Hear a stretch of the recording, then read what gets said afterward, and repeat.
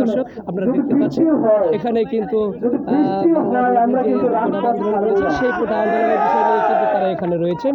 আমরা এখন এখানে কথা বলবো তারা কিন্তু তাদের যে স্লোগান রয়েছে কোটা যাক, আর পাশাপাশি তারা কিন্তু বলছেন যে তারা মেধাকে যেন সর্বোচ্চভাবে প্রাধান্য দেওয়া হয়, সেই বিষয় নিয়ে কিন্তু আসলে এখানে তারা কোটা বাতিলের আন্দোলন করছেন। তো আমরা এখন চলে যাচ্ছি সরাসরি এখানে যারা রবীন্দ্রনাথ ঠাকুরের যে বিশ্ববিদ্যালয়ে যে ছাত্রছাত্রীরা রয়েছেন অর্থাৎ তাদের সাথে আমরা কথা বলবো আসলে কি বিষয় নিয়ে তারা কথা বলছেন। আমরা সরাসরি চলে যাচ্ছি।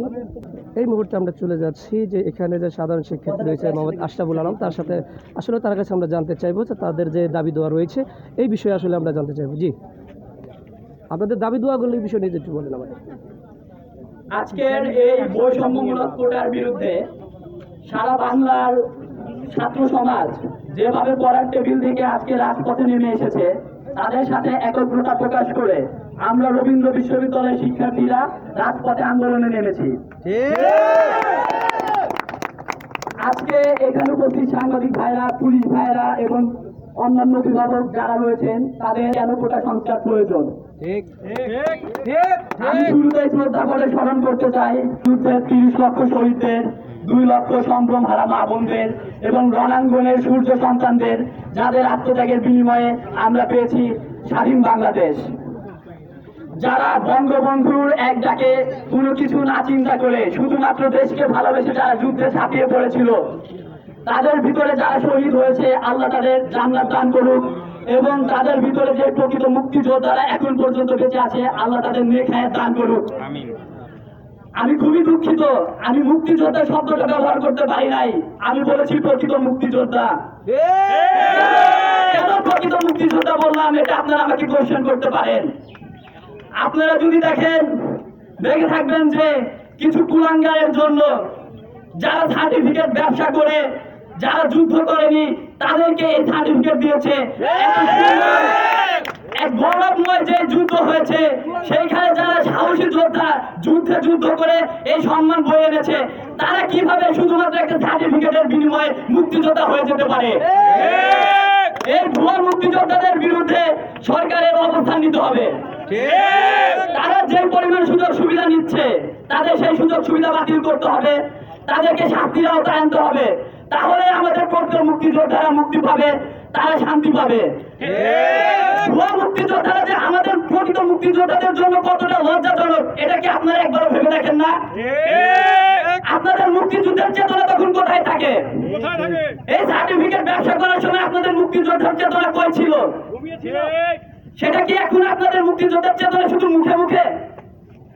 আমরা তো চাই আমাদের মুক্তিযোদ্ধারা তারা যেভাবে নিজেদের আত্মত্যাগে দেশকে স্বাধীন করেছে তাদের জন্য আপনারা সর্বোচ্চ পর্যায়ের ব্যবস্থা করুন, তাদেরকে দেশের সর্বোচ্চ মর্যাদা দিন, তাদেরকে সকল সুবিধা দিন যেন তারা আরো সুন্দরভাবে জীবন যাপন করতে পারে। কিন্তু আপনারা সেটা না করে শুধুমাত্র এই কোটা নিয়ে পড়ে আছেন। আপনারা যদি একটু ভেবে দেখেন, বাংলাদেশকে 11টি সেক্টরে বিভক্ত করা হয়েছিল মুক্তিযুদ্ধের সময়। সেখানে সেক্টর কমান্ডার ছিল, সাব সেক্টর কমান্ডার ছিল। যুদ্ধ পরবর্তী সময়ে সেনাবাহিনীর যে লিখিত দলিল ছিল সেখানে 1,31,800 জনকে তারা নিবন্ধিত করেছিল। কিন্তু বর্তমানে মুক্তিযোদ্ধার সংখ্যা বেড়ে দাঁড়িয়েছে 2,05,000 এবং সরকার পক্ষ থেকে স্বীকার করা হয়েছে 8,000 ভুয়া মুক্তিযোদ্ধা আছে। আপনারা একটা বিষয় একটু ভেবে দেখুন, সব জায়গায় সরকার থেকে কিছু সংখ্যা কমিয়ে বলবে এটা আমরাও জানি। তারা স্বীকার করেছে ভুয়া মুক্তিযোদ্ধার সংখ্যা 8,000, কিন্তু এটার প্রকৃত সংখ্যা আরো অনেক বেশি। কিছু কিছু সূত্র থেকে জানা যায় এর প্রকৃত সংখ্যা প্রায় 62,000-এর মতো।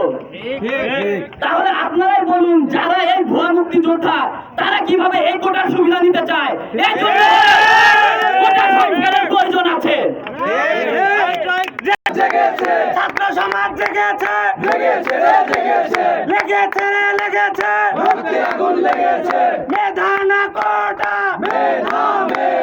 কোটা না মেধা। করতে চাই আপনার সাথে যে আসলে আপনারা যে আজকে কোটা আন্দোলনে নেমেছেন এটা কি শুধু আমাদের এই শাহজাদপুরে যে রবীন্দ্রনাথ বিশ্ববিদ্যালয় আমরা দেখতে পাচ্ছি এখানে সীমাবদ্ধ, নাকি আরও যে ইউনিভার্সিটিগুলি রয়েছে সেখানে তারা আপনারা একসাথে নেমেছেন, এমন কোনো কিছু আসলে আমরা মেসেজ চাচ্ছি আর কি? জি, আপনারা যদি খেয়াল করে থাকবেন পুরো বাংলাদেশ ব্যাপী সকল সাধারণ শিক্ষার্থীরা রাস্তায় নেমেছে, মহাসড়ক অবরোধ করছে, রেলপথ অবরোধ করছে, যেটার নাম দেওয়া হয়েছে বাংলা ব্লকেট। তো আমরা সেই সাধারণ শিক্ষার্থীদের সকলের সাথে একাগ্রতা প্রকাশ করে আমরা রবীন্দ্র বিশ্ববিদ্যালয়ের শিক্ষার্থীরা সেই বাংলা ব্লকেটের অংশ হিসেবে আমরা ঢাকা পাবনা মহাসড়ক অবরোধ করেছি। আরেকটু আপনার সাথে যোগ করতে চাই যে আপনারা কি শুধু এই কোঠা আন্দোলনের দুঃখিত কোঠা বাতিলের যে আন্দোলন রয়েছে আপনাদের, এটার ভিত্তি সীমাবদ্ধ নাকি আরও আপনাদের কোনো দাবি দেওয়া বা কোনো দফা আছে কিনা? না, আমরা আপনারা জেনে থাকবেন 2018 সালে যে আন্দোলনটা হয়েছিল সেটা কিন্তু কোটা বাতিল ছিল না, সেটা ছিল কোটা সংস্কার। এবারও আমাদের সেই আন্দোলনটাই যে কোটা সংস্কার করা হোক। আমরাও চাই কোটা সংস্কার হোক। কেন? কিছু লোকের কোটা দরকার। আপনারা যদি সংবিধানের 28 ধারাটা দেখে থাকেন, সেখানে বলা আছে যে অনগ্রসর যারা তাদেরকে যেন কোটা দেওয়া হয়। সেই অনগ্রসরের ভিতরে আপনার আছে উপজাতি, প্রতিবন্ধী, নারী কোটা, তাদেরকে উল্লেখ করা আছে। কিন্তু আপনারা খেয়াল করে দেখবেন আপনার মুক্তিযোদ্ধা নিয়ে কোথাও 1972 সালের সেপ্টেম্বর মাসে বঙ্গবন্ধু একটা রুলসের অবতারণা করেছিল, সেটার নাম ছিল আপনার ইন্টারিম রিক্রুটমেন্ট রুলস।